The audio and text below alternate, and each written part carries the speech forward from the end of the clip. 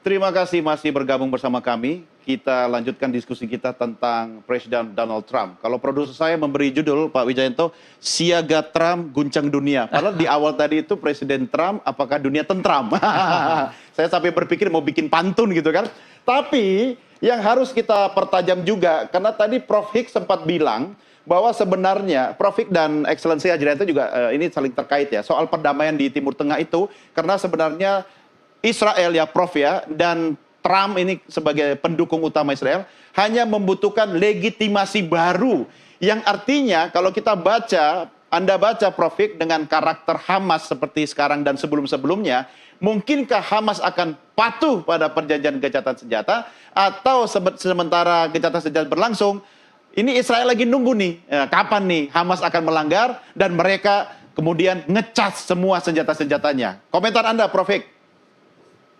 Ya, paling tidak dalam waktu 6 minggu ke depan, saya yakin bahwa Hamas akan mematuhi setiap kesepakatan yang dibuat. Ya, hanya saja sekali lagi, bukannya tidak mungkin dari pihak Israel melakukan upaya-upaya untuk memancing kemarahan dari Hamas. Tadi Pak Dubes juga sudah sampaikan, Lebanon itu dengan maaf di Lebanon ya, itu kan ada gencatan senjata.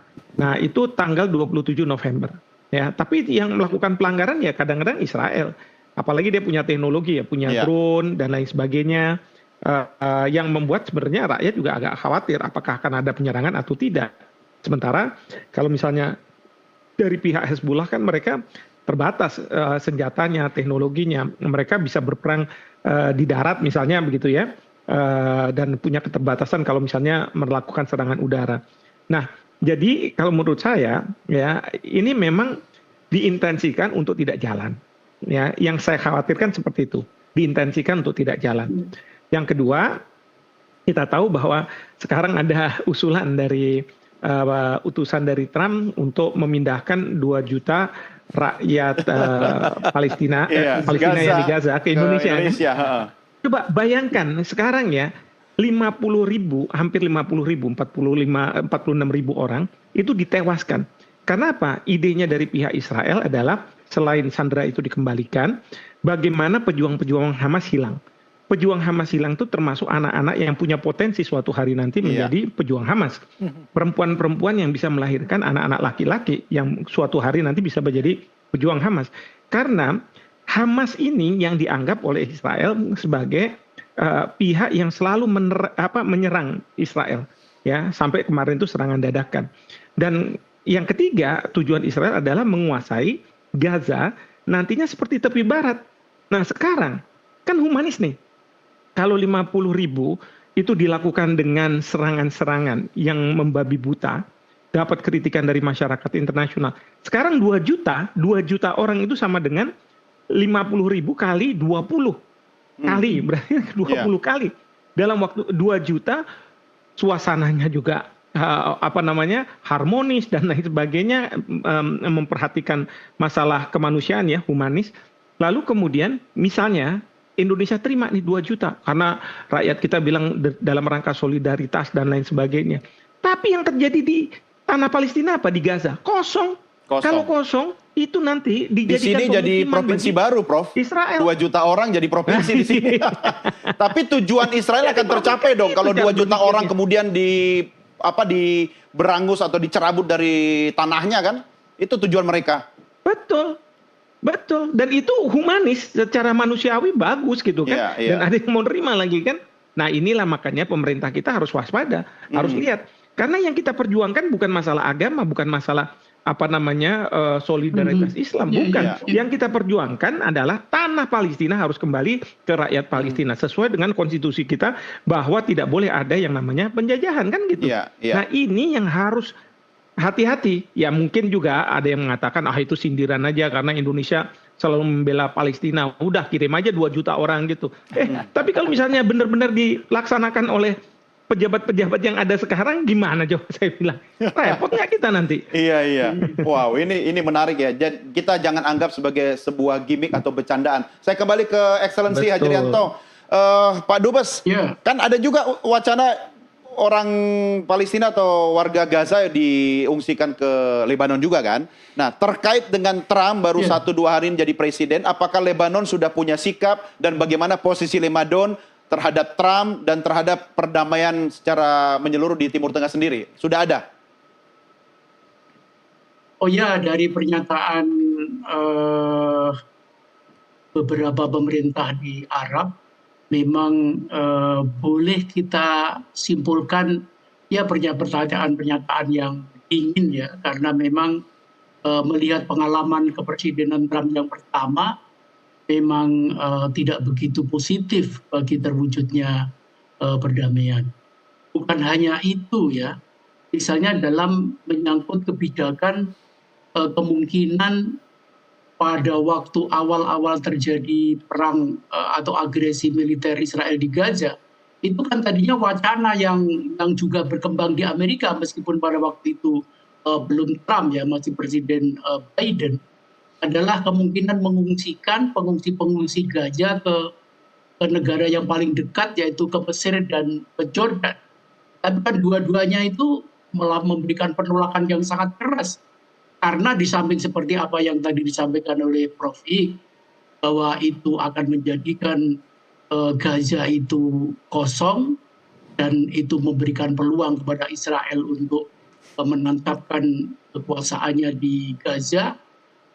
Juga lebih daripada itu, karena baik Mesir apalagi Jordan juga sudah ditempati oleh pengungsi Palestina yang jumlahnya sangat besar, yang hampir dalam semua konsep perdamaian yang namanya pengungsi itu tidak pernah mendapatkan solusi di dalam semua konsep atau semua rancangan perdamaian yang pernah disusun baik oleh PBB maupun juga oleh terutama Amerika Serikat sebagai negara yang paling sering tampil sebagai pemrakarsa tunggal.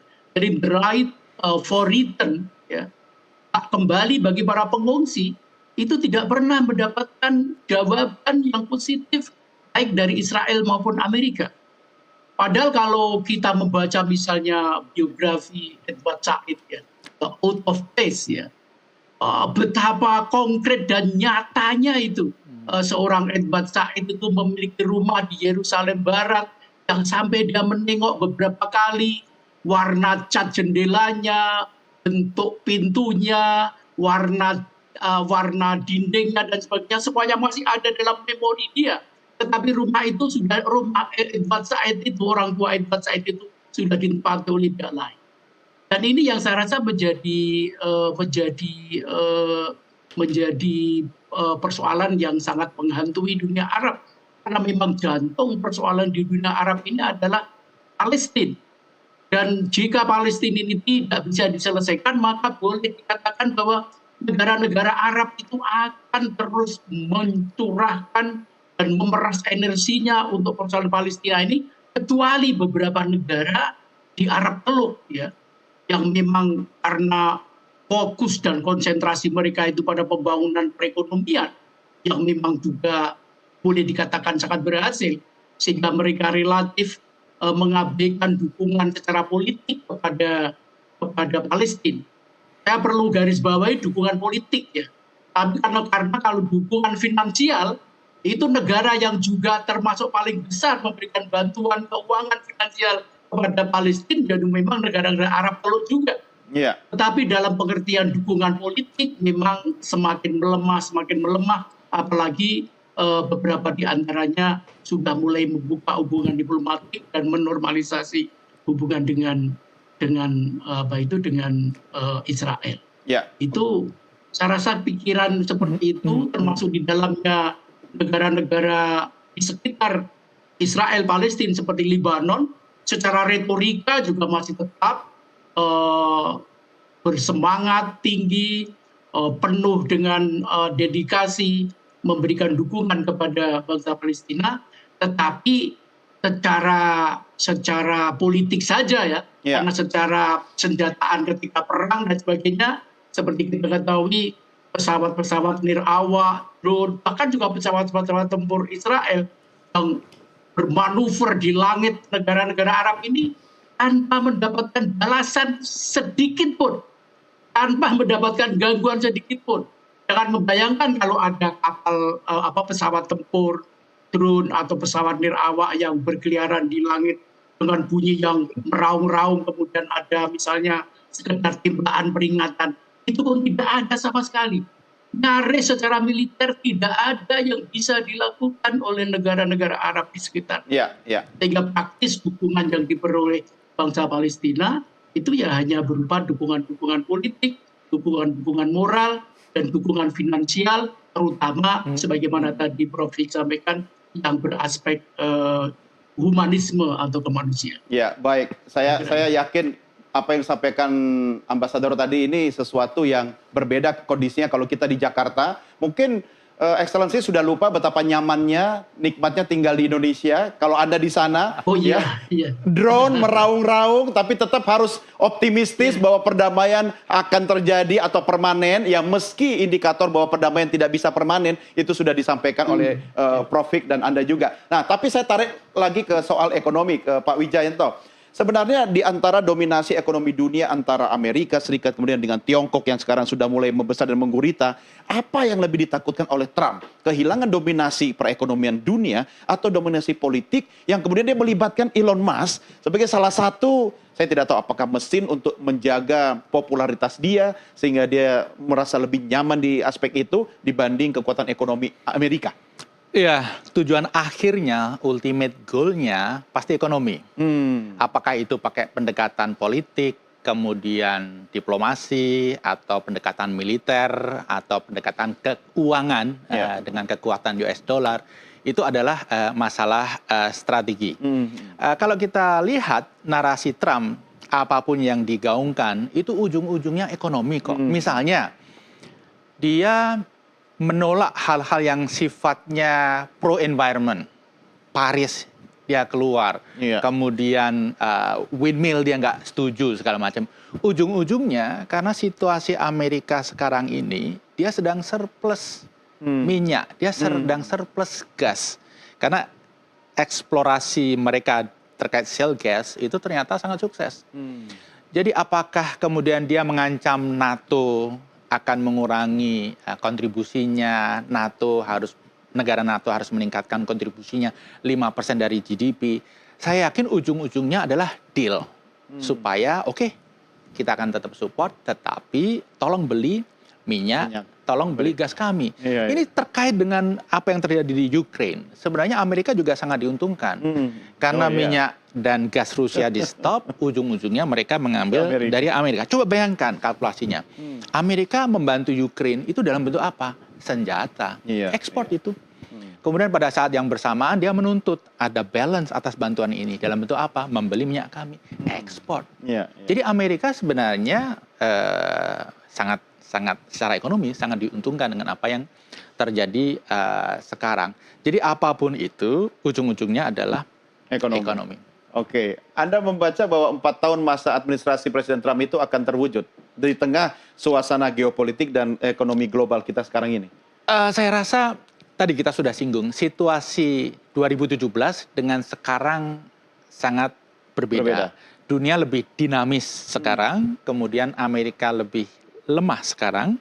Negara-negara sekutu Amerika secara ekonomi juga lebih lemah sekarang ini. Sementara yang menjadi saingan justru posisinya relatif lebih kuat secara ekonomi. Walaupun tidak dalam kondisi yang fit-fit amat ya, tetapi relatif lebih menguat. Dalam konteks ini ya Indonesia harus bersiap apapun yang terjadi. Kita nggak perlu terlalu panik. Karena Trump jilid 1, ekonomi Indonesia jujur tidak terlalu terdampak. Simpang siur berita, perang dagang, tarif, dan ekonomi kita nggak ngaruh cukup solid waktu itu. Nah, tapi sekarang kita juga harus lebih hati-hati karena situasi kita juga tidak sekuat 2017. Misalnya hutang kita sangat tinggi, misalnya debt service ratio kita sangat tinggi. Jadi dalam kondisi seperti sekarang ya pemerintah harus betul-betul menata dengan lebih baik manajemen utang. Pemerintah harus betul-betul menata lebih baik supaya ada security aliran devisa masuk. Dan untuk itu diperlukan kondisi politik yang stabil ya. Kondisi politik yang stabil, kemudian dana hasil ekspor yang selama ini kita terlalu loose, perlu coba lebih di manage dengan baik.